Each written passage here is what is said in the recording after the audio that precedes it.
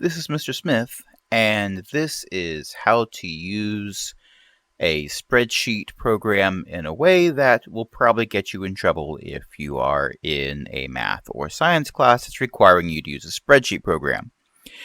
We're going to be using Google Sheets for this, but this works in other spreadsheet programs like Excel, which is the most popular of these, and also LibreOffice and, any of the spreadsheet programs that are out there. So we're going to go into Google Drive, and you can get to Google Drive from your PGCPS email or your Gmail account, either or. If you are in my class, you should be using your PGCPS account. I don't need to know your personal account. And you look over at this little grid of dots right here. You click on that, and then click on Drive, and you will see a screen that looks probably like this, but a lot more cluttered. I like to keep everything organized in folders, so mine looks a little bit neater. Then you click on New, and just go down to Sheets, and that will open up in a new tab. You have an untitled spreadsheet. Now, I strongly recommend giving it a name. In this case, we're just going to name it Sprite Art because that's exactly what we're making. And we are going to make each of these cells represent a pixel. Now, to do that, we're going to need to make them resemble squares. Right now, they are definitely not squares. So, we are going to resize these, and we could resize them by going up here to these lines in between the letters and moving them one by one until we were happy and thought they were all squares.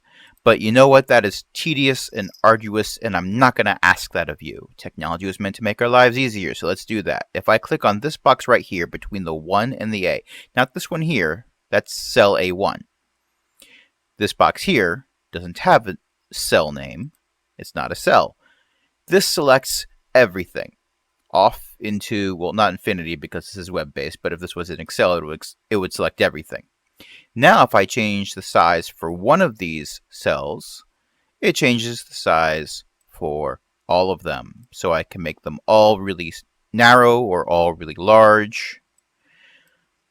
The size you make them doesn't matter so much as whether or not they resemble squares. Now, some programs will give you a measurement as you're sliding things around to tell you exactly how big the cell is. Google Sheets does not, so you will have to eyeball it. But if you're doing this for my class, the rubric says they need to resemble squares, and if I look at it and it's definitely a rectangle, you're not getting credit. So, now that I have these looking mostly like squares, I need to actually start coloring things. And I could, again, click on an individual cell. By the way, cell names. We've got columns, A, B, C, D, E, on through infinity. We also have 1, 2, 3, 4, 5. These are rows. So columns are all letters, rows are all numbers, and every cell is named for the intersection. So this is column H, row 3. That is cell H3. That's important because my rubric says your name needs to be in cell A1. That's that cell there. Don't forget that.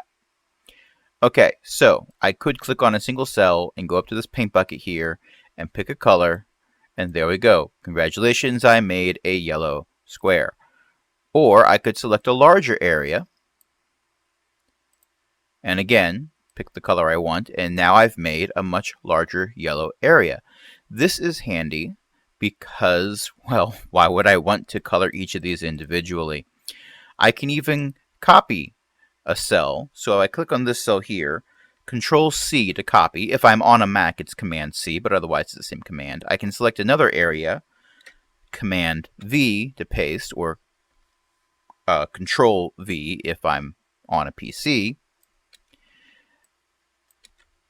And now I can fill in details. Now, I might, if I'm adding new colors, still have to go up here and pick the color I want to add, but I can otherwise go back and just copy paste as much as I want, like so. And congratulations, you now have a smiley face, or I do.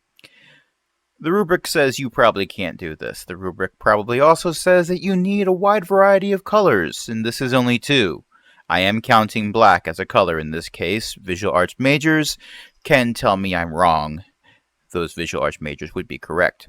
But that's the basics of how to make squares in a spreadsheet program or website. That's the basics on how to add colors in here. If I wanted to type something, I could just click on a box and